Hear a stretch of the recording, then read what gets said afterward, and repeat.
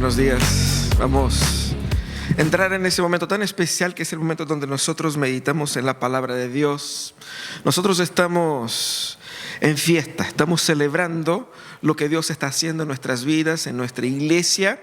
Y nosotros tenemos el desafío, no solamente como congregación, sino que como personas, de crecer. Hemos conversado sobre eso el domingo pasado. Nosotros estamos en marzo. Marzo es el mes donde ahora sí, tomo en serio y voy a poner mi vida en orden, porque este año sí que sí, ¿cierto?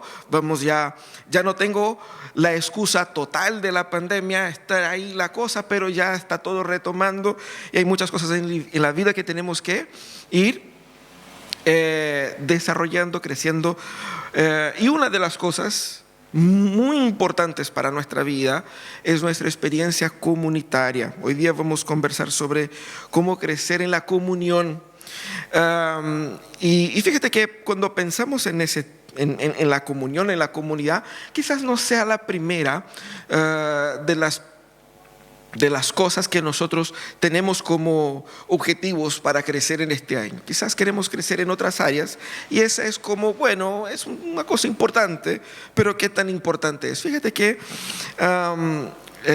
con el crecimiento del secularismo en nuestra sociedad y sobre todo en nuestra forma común y corriente de pensar, mucha gente se cuestiona: ¿por qué necesitamos de la iglesia? ¿Por qué necesitamos de la iglesia? Cada vez más la iglesia es vista en la sociedad en un rol de irrelevancia, de poca importancia. Es interesante para el que le gusta el deseo, pero podrás vivir sin la iglesia tranquilamente, no te va a afectar nada. Ese es el pensamiento común y corriente en nuestra sociedad. Pero en partes nosotros tenemos que ser conscientes también que hemos hecho nuestra parte para contribuir para ese pensamiento. Nos hemos nosotros mandado nuestros propios condoros, de manera que la gente nos mira y dice: ve, no sirve para nada, ¿cierto? Mira lo que están haciendo, mira el testimonio. Ese era Canuto, mira. Y nosotros contribuimos con nuestro falso testimonio, nuestro mal testimonio en la sociedad, para que se cuestione la importancia. Y fíjate que eso nos afecta a nosotros. La pregunta que les hago a ustedes es esa: ¿por qué necesitas tú de la iglesia? Nosotros somos bastante conscientes de que no podemos vivir solos, ¿cierto? Necesitamos de gente. Y mientras más gente, mientras haya una comunión real y verdadera, mejor. Y es así porque nosotros fuimos creados así. Fíjate que Dios, nuestro Dios, es un Dios trino que existe perfectamente en tres personas. Dios es un Dios que vive en comunidad. Cuando Dios crea el ser humano para que el ser humano encuentre su máxima alegría y realización también en comunidad con Él, con el prójimo. Pero obviamente que el pecado nos afectó, pero aún con el impacto del pecado en nuestras vidas hay algo en nuestros corazones que clama, que anhela por una perfecta sintonía, sincronía con el otro. Si usted puede pensar en ese momento, los momentos más felices de tu vida lo viviste con otras personas. Los momentos más alegres lo viviste con otros. Nadie puede decir: el momento más feliz de mi vida yo lo viví solo. Incluso hay algo en nuestro corazón que en los grandes logros buscamos a alguien con quien compartir ese logro. Y una frustración grande en nuestro corazón cuando no tenemos con quién decir: alégrate conmigo, con quién celebrar. Carrete de uno solo no existe, ¿cierto? Los momentos más felices lo vivimos en armonía. Por eso es importante la comunión. Y de ahí también nace la importancia de la iglesia. Fíjate que el texto de Hechos 4, en los versículos 32 al 35, trae una foto de la iglesia primitiva en el primer momento, en el primer contacto, cuando ellos nacieron de nuevo y experimentaron el Espíritu Santo. Mira lo que estaba pasando. Dice: todos los creyentes eran de un solo sentir y pensar. Nadie consideraba suya ninguna de sus posesiones, sino que las compartían. Los apóstoles, a su vez, y con gran poder, seguían dando testimonio de la resurrección del Señor Jesús. La gracia de Dios se derramaba abundantemente sobre todos ellos, pues no había ningún necesitado en la comunidad. Quienes poseían casas o terrenos, los vendían y llevaban el dinero de las ventas y lo entregaban a los apóstoles para que se distribuyera a cada uno según su necesidad. Fíjate qué hermoso es ese cuadro. Y uno mira y dice, wow, qué bonito, ¿no? ¿Por qué no es así ahora? Y lo que el texto está mostrando aquí, más que una utopía comunitaria, está mostrando algo que fue producido por el Espíritu Santo y es la muestra de lo que Dios puede hacer en una comunidad transformada por Él. Fíjate que el libro de Hechos está hablando claramente del desarrollo de la iglesia, y para Dios la iglesia es el plan por medio del cual Él va a aplicar la redención en el mundo, y no existe plan B. No existe una idea de un cristiano que es o que vive o pueda vivir plenamente el evangelio solo. Él necesita de otro, necesita del otro, necesita de la comunidad, y Dios crea la comunidad. Y aquí en el libro de Hechos lo que vemos es eso, es progresivamente el Espíritu Santo construyendo la comunidad. Ellos estaban en Jerusalén. Cuando pasó eso, que uno encuentra bonito, tenemos que ver que ellos estaban ahí pocos días de la resurrección de Jesús. Es decir, hace unos meses atrás lo crucificaron en esa misma ciudad, lo colgaron en una cruz, lo golpearon, lo humillaron, y ahora 2 meses después nosotros estamos aquí en un gran grupo para decir, nosotros somos y creemos que que ustedes crucificaron, ese es el Cristo de Dios. Y más, estamos diciendo a ustedes que Él murió, pero resucitó. Y con mucho valor. Obviamente que los líderes del templo, los líderes de la religión estaban en contra de ese grupo que vemos acá. Lo que vemos no es una comunidad feliz, viviendo feliz y felices para siempre. Ellos estaban pasando por persecución, por opresión. Ellos estaban teniendo que enfrentarse todo un contexto negativo. Pero cuando el Espíritu Santo obró sobre la iglesia empezó a vivir una experiencia comunitaria única. Cuando miramos ese texto, nosotros podemos pensar ya, ¿y nosotros? ¿Por qué nosotros no podemos vivir así? ¿Por qué nosotros no podemos tener esa comunión? ¿Cierto? Y ahí empezamos a buscar formas humanas de poder lograr eso. ¿No es eso lo que pasó acá? Lo que pasó acá fue una obra del Espíritu Santo. Pero no podemos aplicar tal cual porque el contexto era diferente, la realidad era diferente. Incluso uno va a decir, qué comunidad más linda. En ese mismo texto, los versículos que siguen van a mostrar el contraste de Bernabé con Ananías y Zafira. En la iglesia primitiva existía un Ananías y Zafira. ¿Ustedes saben quiénes son? Es gente que querían aportar, querían donar, querían entregar, pero ellos querían lucirse con su donación. Ellos tenían una posesión, vendieron ese terreno y llegaron ahí a los apóstoles y dijeron, mira, hemos vendido el terreno y toda la plata está acá. Pero era mentira. Ellos podrían haber dicho, mira, aquí está la mitad de la plata y se acabó, está, ¿cierto? Pero ellos querían decir, mira, la gente está entregando todo, yo también quiero entregar todo, pero no quiero entregar todo. Entonces yo digo que entrego todo. Había ese tipo de gente en la iglesia primitiva.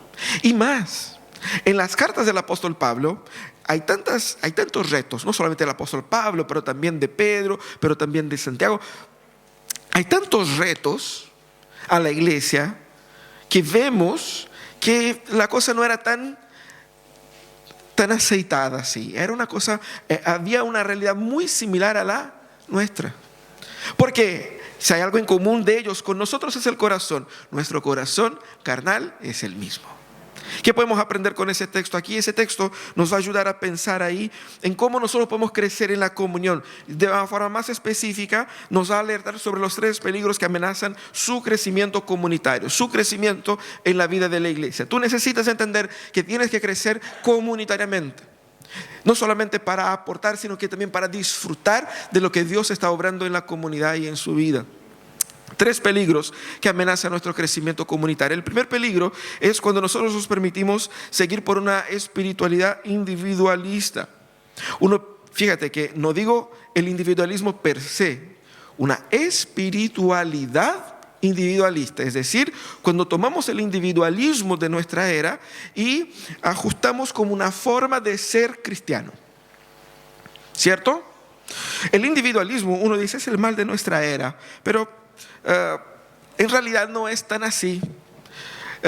Desde que el hombre pecó, desde Adán y Eva, el individualismo surgió. Fíjate que cuando Adán pecó, lo primero que hizo Adán fue protegerse a sí mismo, echando debajo del camión su esposa, ¿cierto? Él no pensó en ella, la culpa es de ella. La culpa es de la mujer que tú me diste. O sea, en una sola frase él logró inculpar a la mujer y a Dios de su propio pecado, ¿cierto? O sea, más individualista que es imposible. Es la marca del corazón caído y nosotros todos nosotros somos naturalmente individualistas. Es algo natural de nuestro corazón. Seguramente va a decir, no, si yo pienso en el otro. Naturalmente, por definición, nuestro corazón actúa así, ¿cierto? Por eso que lo que vemos en el libro de Hechos, con el impacto del Espíritu Santo, ¿qué es lo que es? Es la reversión o el regreso al primer amor y a la primera experiencia del ser humano con Dios, el regreso al Edén. Fíjate que la nueva humanidad que Dios generó en el corazón de los convertidos se transformó en la nueva comunidad. La nueva humanidad produce una nueva comunidad. Y eso es lo que estamos viendo acá. Pero el individualismo amenaza nuestra vida comunitaria cuando yo permito que estén semillas de ellos ahí. Uno es consciente de que yo no puedo ser muy individualista, pero puedo ser un poquito, ¿cierto? Y me voy permitiendo pequeñas dosis diarias de egoísmo y de individualismo. Lo mezclo con un poco de espiritualidad, de portarse bien, y ahí poco a poco yo voy a... ¿Y cómo vemos eso? Primeramente, cuando yo pienso que la salvación se trata de mí nomás. Yo estoy aquí, en esa iglesia, para que yo escuche, para que yo aprenda, para que yo crezca. O sea, no importa si la gente no entiende. Y si la gente empieza a molestarme, yo quiero que me den el espacio para que yo disfrute, porque se trata de mi vida y de mi salvación. Y uno piensa que está haciendo bien, pero está siendo únicamente individualista. Pero también noto las semillas del individualismo en mi corazón cuando estoy excesivamente frustrado con la iglesia, cuando siento que no recibo lo que merezco, cuando no me tratan así como yo quisiera ser tratado, lo estoy recibiendo así como que siento que no me están dando lo que yo quiero, no me valoran. Y hay un incómodo constante, una insatisfacción constante. ¿Por qué? Porque estoy tan centrado en mí que veo, si todo no conspira para que yo me sienta bien, a mí me cuesta. Tiene que conspirar todo positivamente a mí. Si hay algo que no me cuadra, y ahí vemos las semillas del individualismo en nuestro corazón y afecta a nuestra comunidad. ¿Cómo la iglesia de Hechos combatió la espiritualidad individualista? Claramente, ellos estaban juntos, unidos, como dice el capítulo 2, pero dice que ellos tenían el mismo sentir. Muy interesante, porque eso es muy difícil de lograr. Ellos estaban en la misma página emocionalmente. No solamente porque habían nacido de nuevo. Fíjate que no eran personas iguales. Estamos hablando de personas de distintos trasfondos que estaban juntos y por una obra especial del Espíritu Santo en aquel momento lograron estar unidos también emocionalmente. Fíjate que cuando el Espíritu Santo actúa en nosotros, en la comunidad, el Espíritu Santo nos sana emocionalmente también. Y es por medio de la comunidad que Dios te va a dar sanidad emocional, permitiendo que puedas construir algo en conjunto con el otro. Así que el individualismo es una gran amenaza para tu salud emocional, así como para tu salud espiritual. Ellos estaban en el mismo sentir, compartían de las mismas emociones, pero también ellos estaban en el mismo pensar. Ellos tenían una misma idea, un mismo proyecto de vida, una misma propuesta, en distintos niveles, de distintas formas, pero en esencia apuntaba hacia lo mismo. Y era algo que solamente era posible por el Espíritu Santo. Porque usted que es casado puede decir muchas veces: yo no he estado en el mismo sentir que mi esposa, o mi esposa, o la esposa con el marido, ¿cierto? No hemos estado en el mismo pensar. Queremos cosas distintas. Queremos hacer cosas distintas. ¿Qué vamos a hacer las vacaciones? Proyectos distintos. ¿Qué vamos a hacer de almuerzo? Propuestas distintas. Y eso es con la persona con la cual convives de una forma más intensa. Imagínate una comunidad con todo tipo de gente. Solamente el Espíritu Santo puede producir ese tipo de unión. Pero claramente cuando el Espíritu Santo obra, Él va a confrontar directamente el individualismo de nuestros corazones.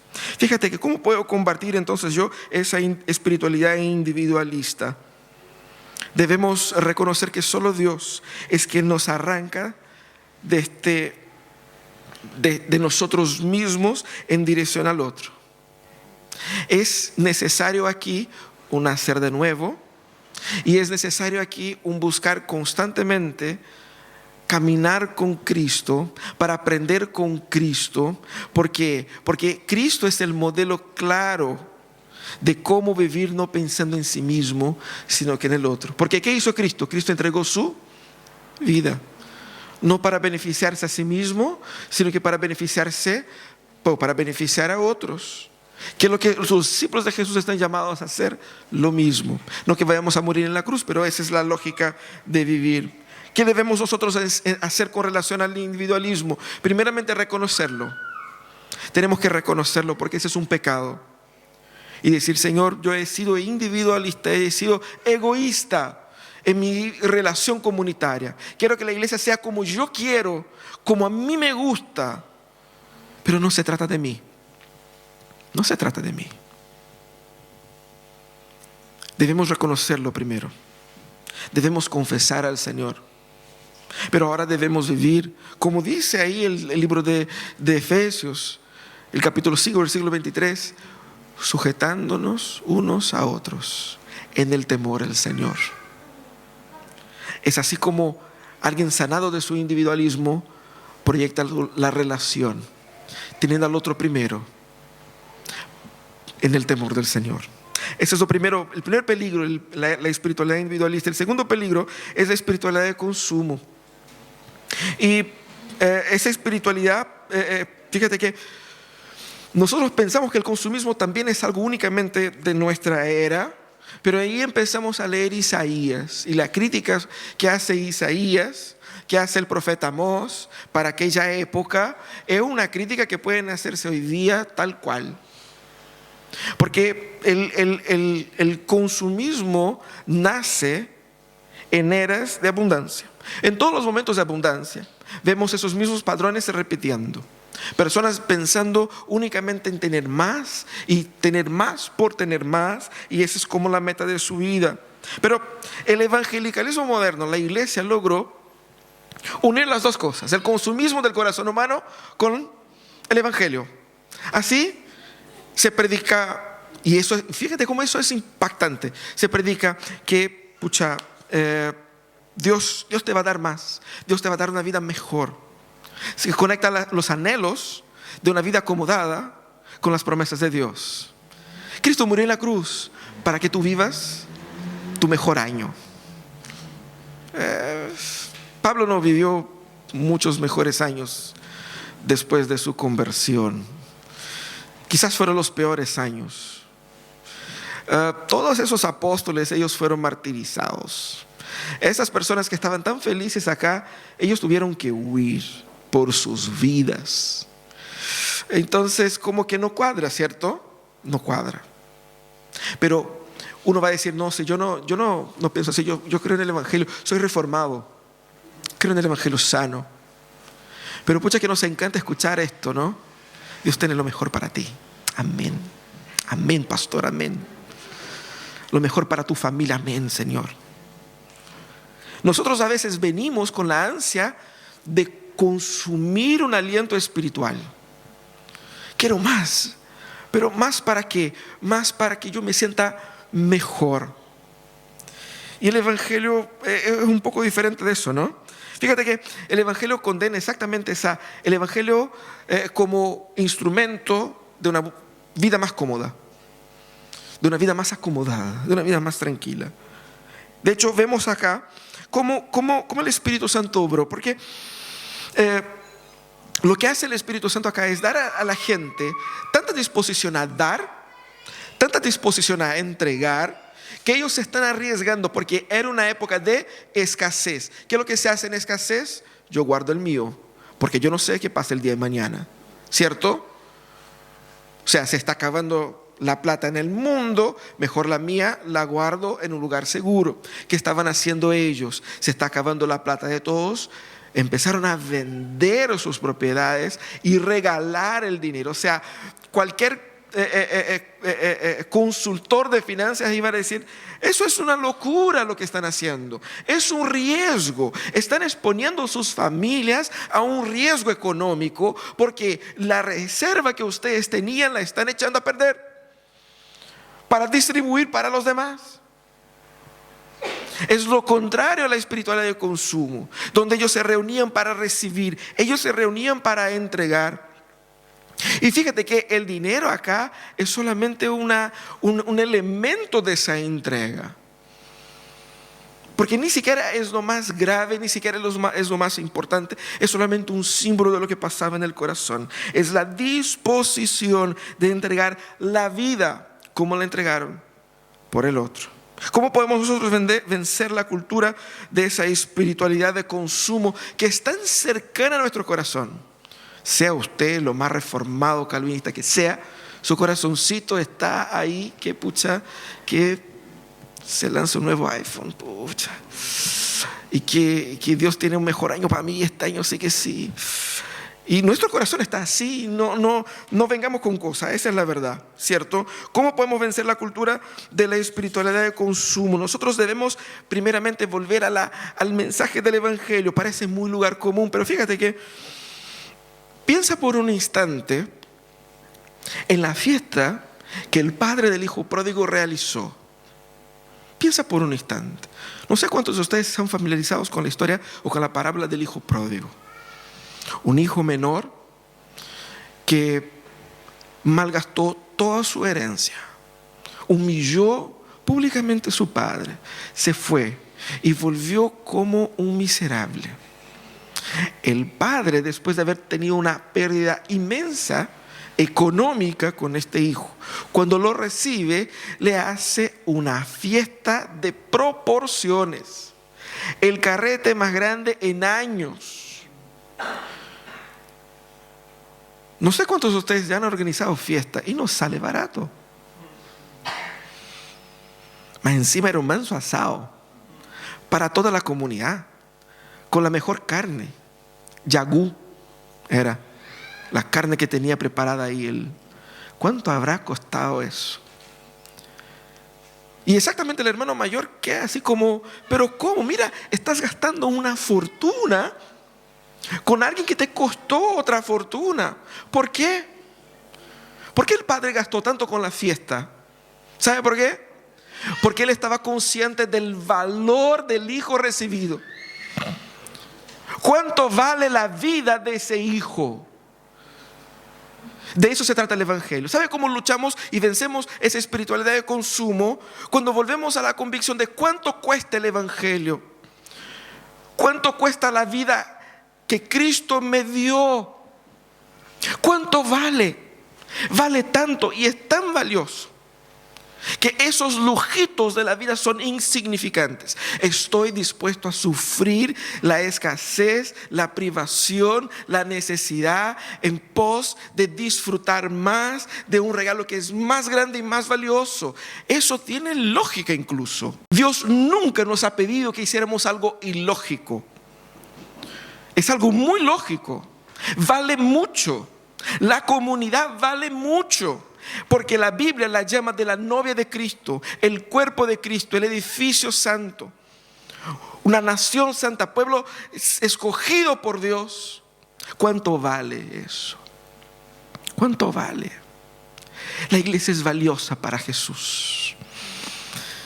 Y por eso mismo, cuando nosotros nos damos cuenta del valor de Cristo y de la comunidad, nosotros podemos entonces repensar nuestros valores acá. Nosotros debemos entender que muchos han querido corregir eso carnalmente.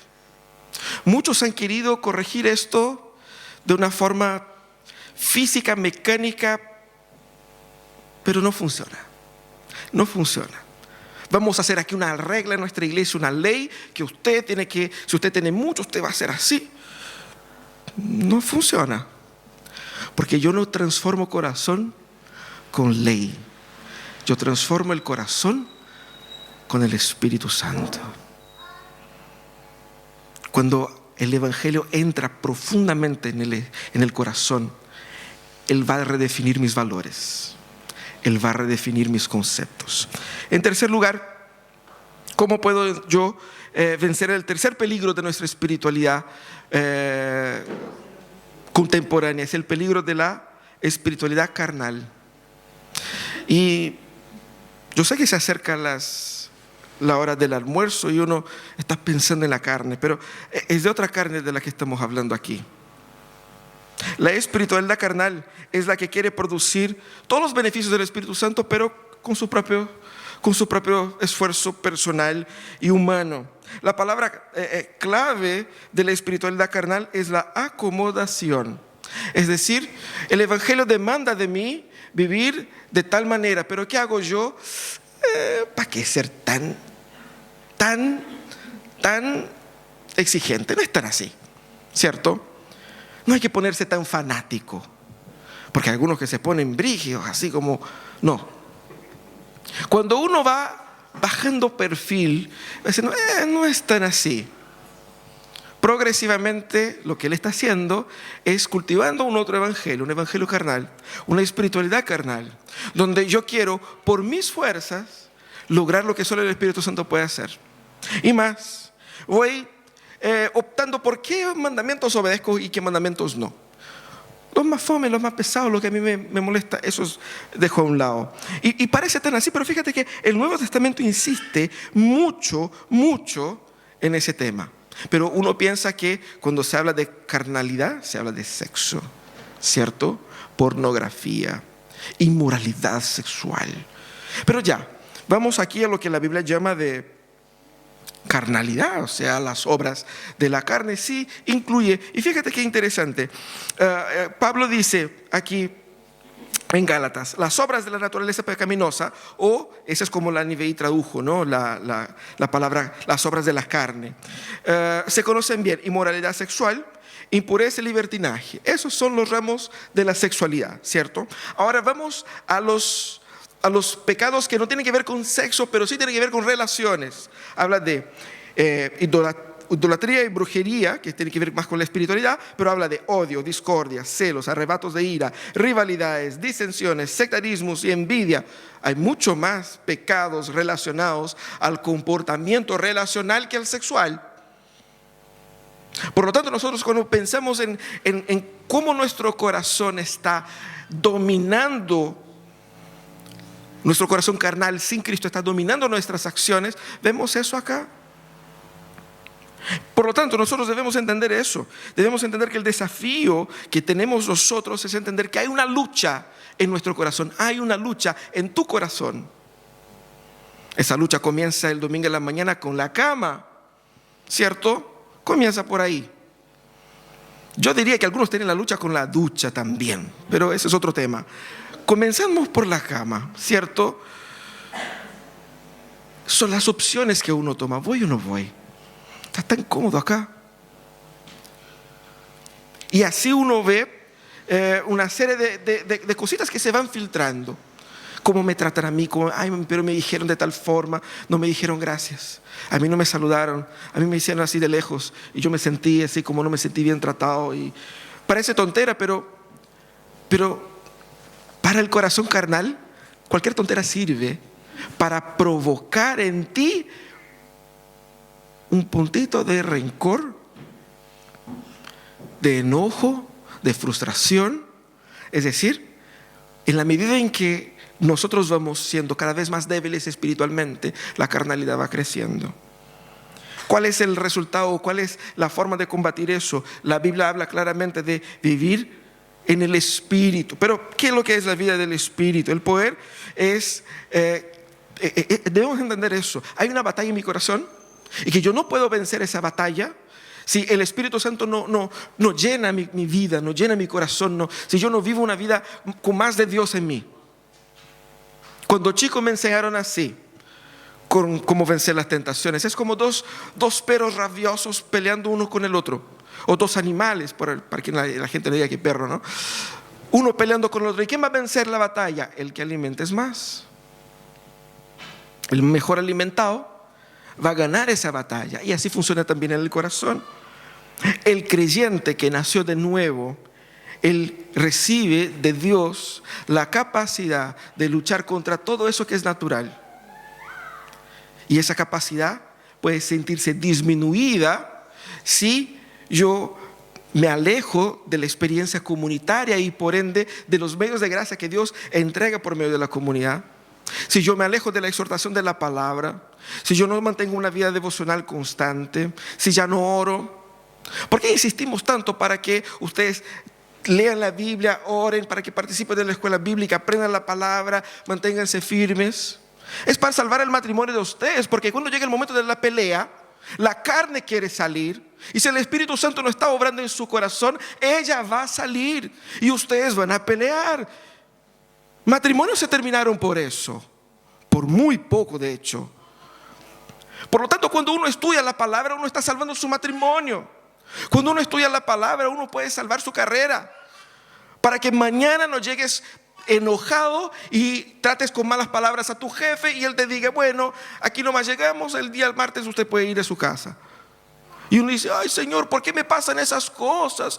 Ay Señor, ¿por qué? Y el otro domingo está aquí pidiendo oración, ay hermanos, oren por mí, porque estoy sin pega.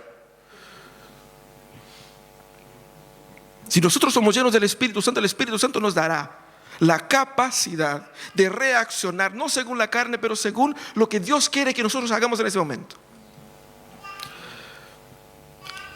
Es eso. Por lo tanto, nosotros debemos ser conscientes de ello. El apóstol Pablo dice,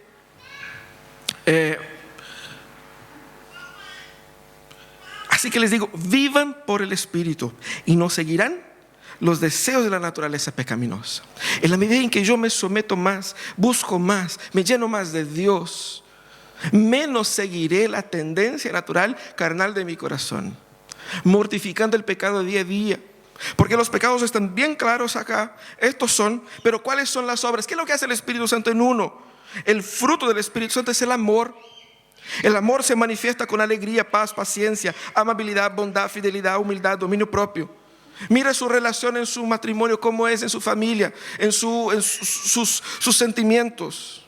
Hay amor, hay alegría en su corazón. Hay paz, hay paciencia, bondad, humildad, dominio propio. Son cosas que el Espíritu Santo produce. Usted puede esforzarse, pero es inútil lograr eso por sus propias fuerzas. Es el Espíritu Santo quien tiene que producir. Y fíjate que la batalla está en tu corazón. ¿Quién controla tu corazón? Controla tu vida. ¿Quién controla tu corazón? Controla tu vida. Es una batalla por control. Incluso en Efesios 5:18, cuando Pablo habla ahí de no se emborrachen con el vino, uno queda pegado con la idea de vino, si se puede tomar o no. Pero él dice, no se emborrachen con el vino que lleva al desenfreno, al contrario, sean llenos del Espíritu. ¿Qué está hablando Pablo? Está hablando de que si yo lleno mi corazón del Espíritu Santo, Él controlará mis acciones y mis reacciones, mi sentir y mi pensar. Pero si yo me permito ser controlado por otra cosa, puede ser el vino, puede ser la Coca-Cola, yo no podré lograr los mismos resultados. ¿Cómo nosotros entonces debemos enfrentar la comunión y crecer en la experiencia comunitaria? Primeramente, hermanos, combatan el individualismo abrigándose en el Dios Trino. Dios que creó la comunidad te llama a ti a salir de su mundo y entrar en la comunidad y en la relación plena con el otro. ¿Cómo hacemos eso? Cuando permitimos que mi fe crezca necesariamente al compartirla con otro, al vivirla con otro. Por eso que la regularidad, no solamente en los cultos, pero en una comunidad como tal, como haciéndola suya, es tan importante. Es así como nos abrigamos en el Dios Trino. ¿Por qué? Es así como abrazamos el proyecto de Dios. Y el proyecto de Dios para ti es que tú crezcas en la comunidad. Porque la comunidad es el cuerpo de Cristo, es de donde viene el alimento espiritual. También combate el consumismo con la satisfacción del Evangelio. El Evangelio es suficiente, pero es más que suficiente, es valiosísimo. Es valiosísimo. Nada va a suplir este gustito de algo nuevo en tu corazón. Solo Cristo. Él es tu regalo nuevo. Él es el último lanzamiento. Él es el que va a producir en tu cuerpo esos sentimientos de adrenalina al recibir algo novedoso. Cuando por medio de la palabra te encuentras con Él, Él va a hacer algo que nunca fue hecho antes en tu vida. Y va a mostrarte a ti que Él es suficiente para ti. Ya lo tienes todo. Ya lo tienes todo. También combata la carnalidad llenándose del Espíritu, del poder del Espíritu que guiaba a la iglesia primitiva. Fíjate que nosotros queremos la comunión de la iglesia primitiva, pero no queremos orar con Él o como ellos. Queremos nosotros el poder de la iglesia primitiva, pero no queremos la consagración de vida de ellos. Queremos la gracia de la iglesia primitiva, pero no queremos ser llenos del Espíritu Santo como eran ellos. Es imposible. Combata la carnalidad de tu carne, de tu vida, de tu forma de pensar, buscando conscientemente ser lleno del Espíritu Santo, actuando como Dios quiere que tú actúes, entendiendo que si Dios no obra en ti, si Él no te fortalece en ti, tus reacciones van a ser las peores. Y es así como nosotros crecemos emocional, espiritual y comunitariamente. Vamos a orar, vamos a pedir que Dios nos dé de tu gracia en ese instante, Señor.